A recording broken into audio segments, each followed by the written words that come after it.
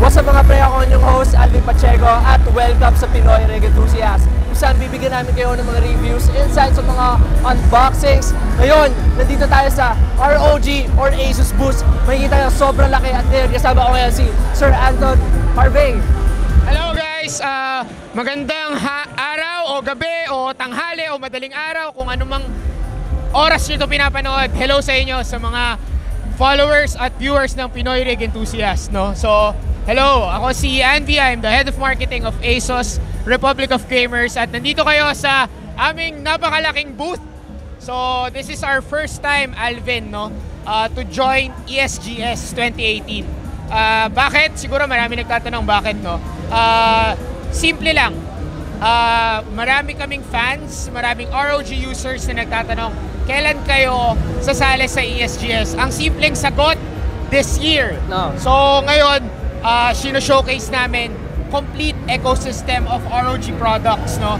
So on my left side, makikita nyo mamaya siguro, no, dito yung mga latest graphics card namin, yung RTX 2080 Ti, meron dyan. Andito yung mga latest gaming monitors namin. On your right side, mamaya makikita nyo rin yung pre-built desktop namin, yung ROG Huracan G21, at yung napaka-nipis, world's slimmest gaming laptop, which is the Zephyrus S GX531. Pero, ang main attraction of this booth is right here. Eto guys, the ROG Phone has landed in the country, but not yet official. Sa Sunday, no?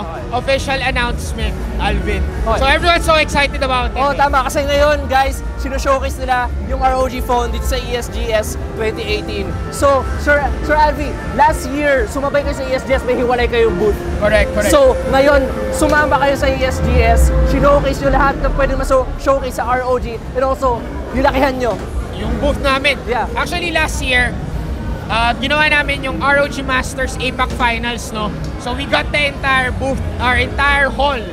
Pero we learned that it's better to complement and see the entire showcase across competition, across other players, and for them to also see paano nagko-connect yung iba't ibang brands. Ako yun yung pinaka how ASUS ROG complements or add value to other brands here in ESGS, no? So, ang pinaka-exciting sa akin actually is right now, apart from the devices that we have, is how big ESGS is. Grabe guys, 4 na halls. Tingnan mo, pag inikot nila mamaya ito, siguro pagod na kayo, di ba? Oo, sobra. So, yun, sobra exciting this year ng ESGS, at we're very much proud that we are here to celebrate with everyone, with all the tech gaming brands here. So, finest brands nandito lahat. So, pumunta naman tayo sa phone. Ano yung mga pwede mong ma-share or ma-tease sa mga viewers natin? Okay, Sunday pa dapat to guys, pero i-reveal ko na sa Pinoy Rig Enthusiasts kung magkano ang ROG Phone. Gusto nyo ba malaman? Oo! Sige, sa Sunday na lang pala, hindi pala ako pwede. Pero 3 things I can mention. Okay. Number 1, it will be available via pre-order starting this Sunday. Okay. So, sa lahat ng magpi-pre-order, available at pwedeng makakuha ng complete accessories. Okay. Kasi sa ibang market, hindi carry yun eh. So, sa Philippines, para sa mga hardcore ROG fans at users, makukuha nyo lahat ng accessories. Yung game pre-order sila. Pre-order. Yung price, gusto ko sabihin eh. Kasi kaya lang, di ba pwede? Actually guys, kung anong araw man namin to ma-post, kung merong price dito, ibig sabihin Sunday ko pinost to. Pero kung napaaga, abangan nyo sa Sunday, ipopost namin yan sa page namin. So, ano pa? So, makukuha nyo lahat ng accessories, no? Okay. Naka-attache case pa yun. Okay. From the gaming dock, wireless dock, yung twin view display, marami ba? Basta lahat ng nakita nyo sa internet, kasama doon. Okay. At for me, very reasonably priced siya, no? Yun yung pangalawa. Pangatlo, sa Sunday, kung makikita nyo siya, yun yung special announcement. Doon mali-reveal kung anong variant, magkano, at pinakamahalaga is merong special activity na mangyayari sa Sunday. So yung specs, pwede mo ma-share sa amin? Kahit konting rundown lang. Specs siguro, sige. Possible magkaroon ng dalawang variant. No? Okay.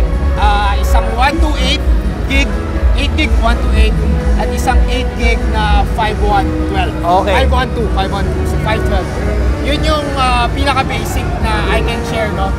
You know the processor, it's the Qualcomm Snapdragon 845, no? Which is one of the finest right now. At mabanggit ko lang din, Alvin, no? Based on Antutu benchmarks worldwide, top ang ROG Phone. Ayan na. As of October.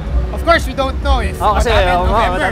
Pero October, what I can say, number 1 pa rin po ang ROG Phone. So, para sa mga excited, ito yung isa sa mga best phones that you can get right now. Best gaming phone. Okay. Apart from the other phones that we have, the Zenfone Max Pro and the other Max lines that we have, no? Which you will also see sa booth namin if they go around later on. So, yun.